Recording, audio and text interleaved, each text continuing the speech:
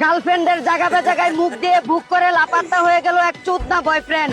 জানা গেছে বিয়ের কথা বলে গার্লফ্রেন্ডের সামনে পিছে বুকে মুখে গুতাগুতি করে হুগা ফাটিয়ে ফেলায়। এখন ভুগা হুতা দিয়ে হুগা সেলাই করার জন্য তার বাড়িতে অনশন করছে সেই মাতারি। অন্যদিকে গাঙ্গের পারে উত্তা হয়ে গার্লফ্রেন্ডের গুপ্ত জায়গায় নিজের মেশিন কানেক্ট করে খাল কুদার চেষ্টা করছে এক মাউয়ার পুত।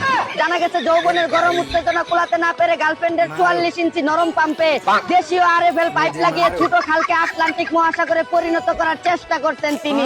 এদিকে 7 নম্বর প্লেয়ারের 2 গোলে গ্রুপ পর্বের 3 ম্যাচে 7 গোল দিয়ে 7 পয়েন্ট নিয়ে দ্বিতীয় রাউন্ডে উঠলো ব্রাজিল। শালার 7 আপ যেন ব্রাজিলের পিছুই ছাড়ছে না।